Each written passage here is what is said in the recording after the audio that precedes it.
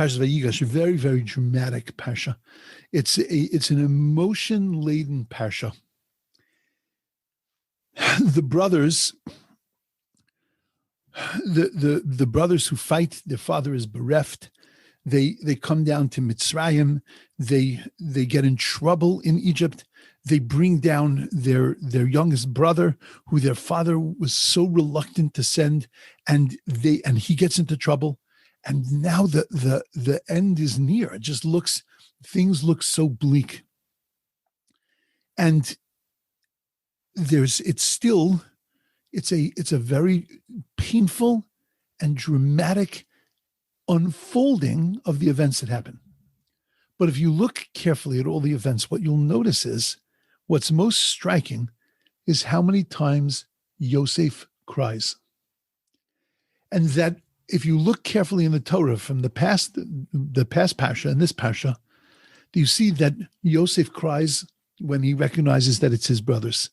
Yosef cries when he sees Binyamin for the first time. He cries when he reveals himself.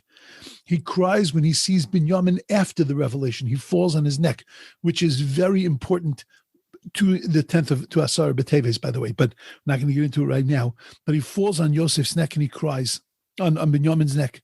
He cries when he sees his father. He cries when he has a conversation with his brothers. 6 times Yosef cries in this ordeal.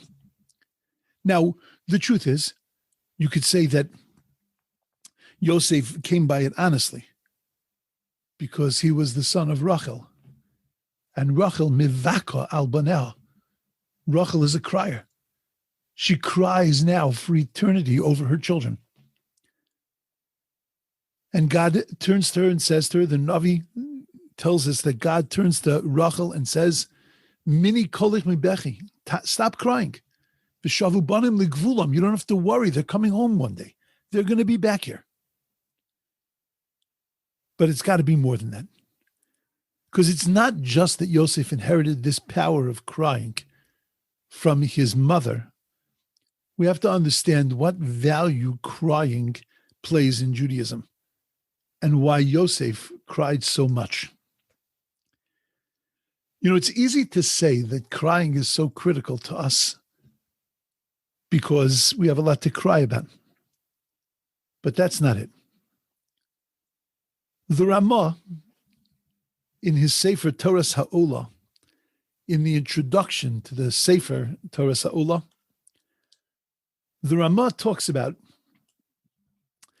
what is questionable as to exactly what its source is, but a conversation that took place between Yirmiyahu Navi and Plato. There's a question as to whether the timing is right, whether Yirmiyahu Navi could have known Plato, or whether it's 150 years off. Depends on the way you make the calculation. It's immaterial. Whether it was Plato or whether it was Aristotle, according to some, it doesn't make a difference who it was. But he had a conversation with a philosopher. When Yirmiyahu saw the destroyed temple, so Yirmiyahu cried over the Churban. And he fell on the Eitzim and Avanim, on the stones and on the wood, and he began to cry bitterly over the destruction of the temple. Plato sees him and says, "What are you doing? Why are you crying? It's so unproductive to cry. Go do something instead." So Yirmiyahu looks at him and he says, "Look, you're a philosopher. Tell me, what's bothering you? You're a philosopher that feels that there's nobody to ask his questions to, there's nobody he can trust. So I'm giving you an opportunity. Ask me your questions." So Plato says, "You know, you're not gonna know the answers to my questions." And Yirmiyahu tells him to try. And he asks him a series of questions. And Yirmiyahu Navi was able to work out his philosophical problems for him. And the philosopher was convinced that Yirmiyahu Navi was a superhuman being. And he had a super wisdom. And Yirmiyahu Navi tells him that, "Look, you like the answers that I gave you?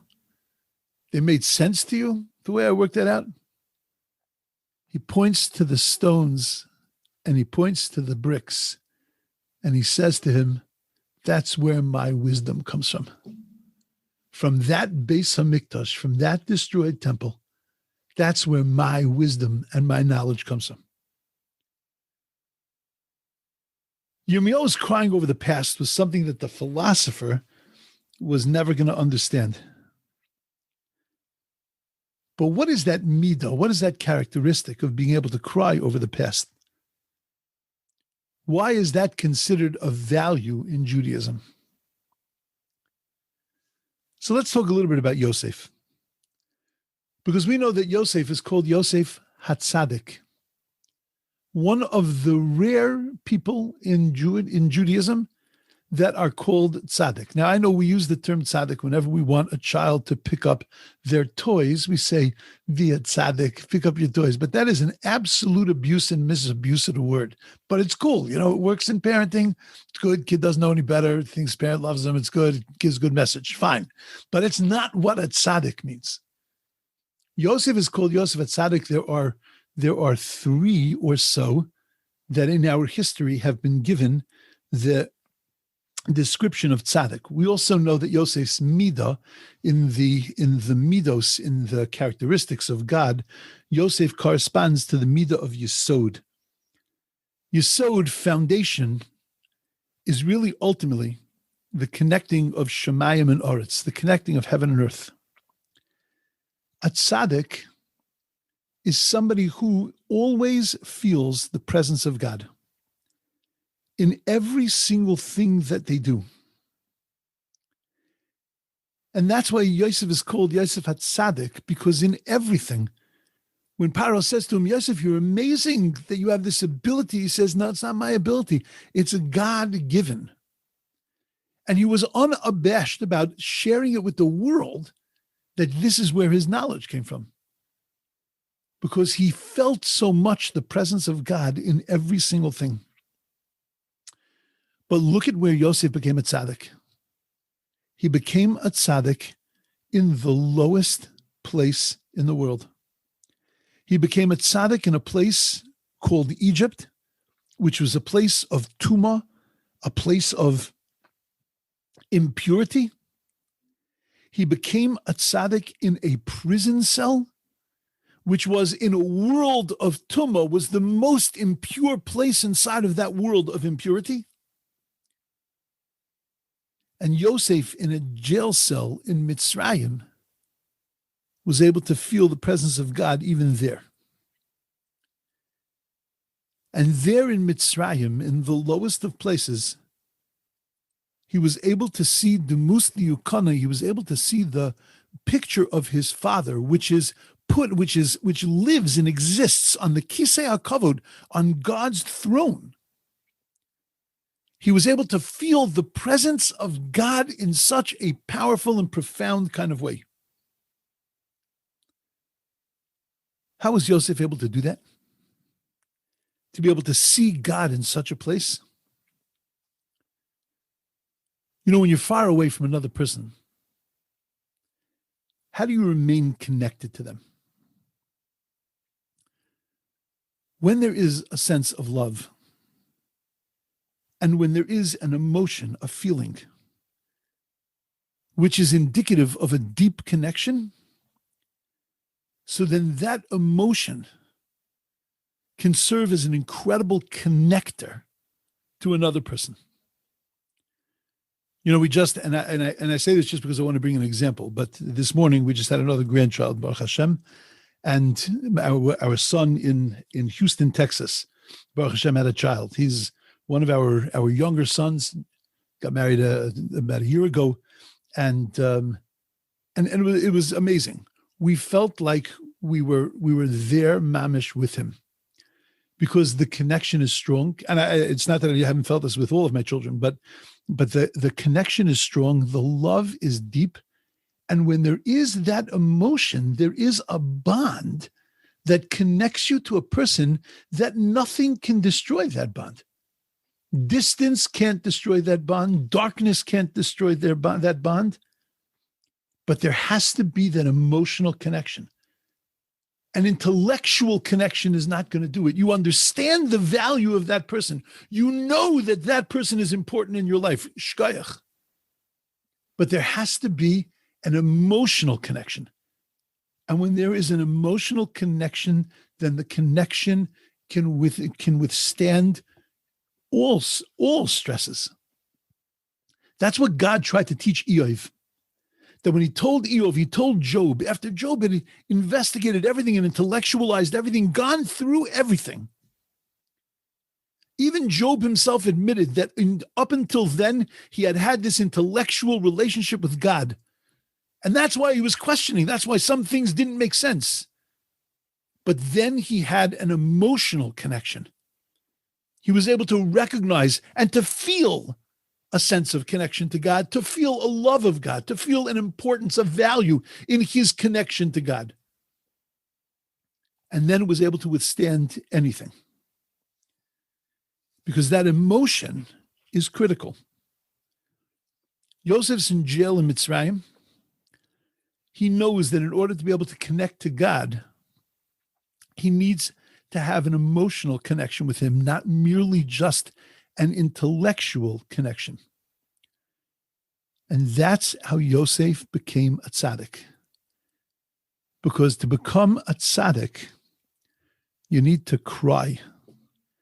You need to have that emotion. You need to have that feeling, and it has to be a part of who you are.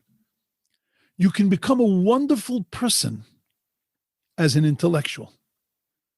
But if there isn't an emotional connection, you'll never reach that level of tzidkus, that level of feeling the presence of God everywhere you turn and everywhere you go. The philosopher works with logic. Everything has to make sense. Everything has to be in a box. Everything has to be in its proper place. That was really a great description of Yavan, of Greece. Yav Yafusai Shel Yavan, the beauty of Yavan, that Yavan was able to see, was able to appreciate music and art, the human body, but it was all an intellectual understanding. There wasn't a connection between that and its source. There wasn't a connection between that and God.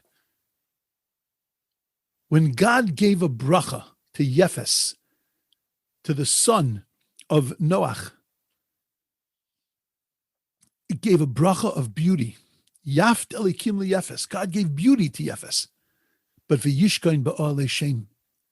But it's only going to be real beautiful. It's only going to be really something when it's living in the tents of shame, when it's living in the tents of the Jewish people, when the tents of God. That when there's a connection between the physical and the spiritual, then that's when the connection, the bond, is so powerful. Yirmiyahu is telling, this philosopher is telling Plato, that because he doesn't see the connection between a person and the mikdash, crying looks weird. Cry, don't cry, just do. Change your life, change your matzav, change your situation. Do what you got to do, but don't cry over it. Because he can't recognize that crying is what helps us to keep that bond and to keep that feeling, to keep that emotion, that sense of connection. Merely just intellectualizing, that's just cheshech, that's darkness. There was once a beautiful mashal. There was once a person, a college student, who entered a poetry contest and stood up and read the psalm, the ultimate poetry. Mizmor leDavid Hashem roi lo echsar. Hashem is my shepherd, who shall want? Binoish desha yarbitzeni, he lies me down by green pastures. It's a beautiful psalm. And he read it so beautifully.